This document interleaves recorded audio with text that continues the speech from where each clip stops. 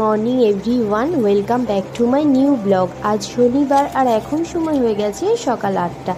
তো এখন থেকেই তোমাদেরকে সাথে নিয়ে আজকে ব্লগটা স্টার্ট করছি। আর দেখো, হাজব্যান্ড সকাল সকাল গেছিলো বাজারে। আজকে তো শনিবার, নিরামিষ, তো কিছু সবজি বাজার করে নিয়ে এসেছে। পেঁপে নিয়ে এসেছে কুমড়ো, দুটো ক্যাপসিকাম, ঝিঙে, টমেটো, এই টাইপের কিছু সবজি। তো এখন আমি বাজারের ব্যাগ থেকে এগুলোকে নামিয়ে রেখে দেবো ফ্রিজে। এই সবজিগুলো দিয়ে মোটামুটি আমাদের 2-3 দিন হয়ে যাবে। আর সকালে খাওয়ার জন্য সব রকম সবজি দিয়ে একটা পাঁচমিশালি তরকারি করব। তো চলো এগুলোকে গুছিয়ে রাখি আর ব্লগটা তোমরা দেখতে থাকো। 3 দিন ধরে ফ্রিজে পড়ে আছে এক টুকরো লাউ, এটাকে আর খাওয়াই হচ্ছে না। আজকে সকালে ভাবলাম এটার একটা গতি করেই ছাড়বো। তো এই এক টুকরো লাউ দিয়ে অল্প একটু কুমড়ো নিয়ে, আলু, কুমড়ো, লাউ আর সাথে দিয়েছি একটা পটল আর টমেটো। তো এটা দিয়ে আজকে সকালে খাওয়ার জন্য একটা নিরামিষ তরকারি বানিয়ে নিয়েছি। খাওয়া দাওয়া শেষ করেই আমি চলে এসেছিলাম কিছু জামা কাপড় কাচতে। ঘুম থেকে উঠেই আজ কিছু জামা কাপড়ে সার্ফ দিয়ে রেখেছিলাম। আর যেহেতু হাজব্যান্ডের অফিসে ছুটি, তো দুপুরের রান্নাটা ভাবছি এই সমস্ত কাজবাজ কমপ্লিট করে তারপরে দুপুরের রান্নাটা বসাবো। আর বাবিন এখন দেখো বাইরে খেলা করতে বেরিয়েছে। হাজব্যান্ডের যেদিন অফিস ছুটি থাকে ও কিন্তু আমাকে কাজে বেশ সাহায্য করে। তো দেখো, ও এখন আমাকে ঘরটা মুছে দিচ্ছে, কারণ আমি এখন রান্না করতে যাব। তো ও বললো যে যাও, আমি তোমাকে ঘরটা মুছে কিছুটা সাহায্য করি। আজ দুপুরে রান্না করব উচ্ছে আলু ভাজা আর সঙ্গে পনিরের তরকারি। তো দেখো, পনিরটা এখানে আমি কেটে নিচ্ছি আর আলুটা কেটে আমি আগেই প্রেশার কুকারে বসিয়ে দিয়েছি একটা সিটি মারতে। তো দুপুরে আজকে এটাই আমাদের। এখন সময় হয়ে গেছে দুপুর 1টা আর আমার রান্না বান্নাও কিন্তু কমপ্লিট হয়ে গেছে। যেহেতু দেরি করে বসিয়েছিলাম বলে আজকে রান্না করতে বেশ কিছুটা দেরি হয়ে গেছে।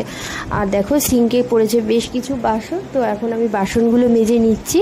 তো বাসনগুলো মাজার পরে তারপরে আমি স্নানটা করে নেব। আর ওদিকে বাবিনের কিন্তু স্নান করা হয়ে গেছে। তো আমি স্নানটা করলেই। হাজব্যান্ড গেছিলো বাজারে, আরও বাজার থেকে আমার জন্য দুটো কুর্তি আর সাথে দুটো লেগিংস নিয়ে এসেছে। তো দেখো, কুর্তিগুলোর কালার কম্বিনেশনগুলো এত সুন্দর, আমার খুবই পছন্দ হয়েছে। আর কাপড়টা কিন্তু লিওন কাপড়ের। এই গরমের দিনে হালকা পাতলা কুর্তিতে কিন্তু আমরা বেশ কমফোর্টেবল ফিল করি। আর সাথে এই লেগিংসটা দেখো, সাদা আর সঙ্গে কালো এই লেগিংস নিয়ে এসেছে। এই দুটো লেগিংসই কিন্তু আমি কুর্তিগুলোর সাথে। সন্ধ্যাবেলা আমাদের বাড়িতে আসবে কিছু গেস্ট, তো তার জন্যই এখানে আমি একটু লস্যি বানিয়ে নিচ্ছি। তো দেখো, আর লস্যি বানাতে তো আমরা মোটামুটি সবাই পারি। তো আমি সেই সিম্পলি ঘরোয়া পদ্ধতিতেই আর কি বানাচ্ছি। এখানে আমি 500 গ্রাম মতো টক দই নিয়েছি আর সঙ্গে চিনি, লেবু আর বিট লবণ। তো এগুলো বানিয়ে আমি ফ্রিজে রেখে দেবো ঠান্ডা করতে। লস্যির সাথে সাথে আমি একটু চাউমিনও বানাচ্ছি, কারণ সন্ধেবেলা আসলে বানাতে আমার বেশ কিছুটা সময় লেগে যাবে। তো সন্ধে হতে এখন বেশ কিছুটা সময় বাকি আছে। তো ভাবলাম আগে থেকেই চাউমিনটা আমি তৈরি করে রাখি, তাহলে আসলে আমি একটু গরম করেই দিয়ে দিতে পারবো। না হলে সবার সাথে গল্পই করা হবে না। আজ আমাদের বাড়িতে এসেছিল আমার ননদ আর নন্দাই, আমার মাসি শাশুড়ির মেয়ে আর জামাই। তো আমার বড় যা যেহেতু অসুস্থ, তো তাকে দেখতেই আর কি আসা। তো ওরা এসেছিল প্রায় সন্ধ্যের অনেকটা পরে, 7টা সাড়ে 7টা নাগাদ। আর ওরা গাড়ি নিয়ে এসেছিল, তো তার জন্য রাতেরবেলা কিন্তু ওরা থাকেনি, চলে গেছিলো। আর বাবিন আর দিদি ভাই সবার মাঝখানে কিন্তু বেশ আনন্দ করছিল।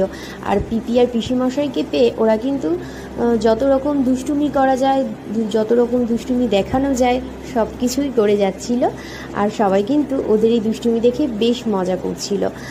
আর যখন ওরা চলে যাচ্ছিল, বাবিনের মনটা কিন্তু খুবই খারাপ হয়ে গেছিলো, কারণ বাবিন মানুষজন এত ভালোবাসে। আর কেউ যদি আমাদের বাড়িতে আসে, ও কিন্তু খুব খুশি হয়ে যায়, কারণ ও সারাটা দিন একাই থাকে। তো কেউ আসলে ওর বেশ সুবিধাই হয় বদমাইশি করার জন্য। তো দেখো, আমি একে একে সব কিছু সার্ভ করে দিয়েছিলাম। আর সবাই মিলে আমরা গল্পও করছিলাম, অনেক দিন পর সবাই একসাথে। কিন্তু সন্ধেটা কিন্তু বেশ উপভোগ করছিলাম। এখন বাজে রাত্রি 10:30 আর ওরা এখান থেকে 9:30 নাগাদ বেরিয়ে গেছিলো।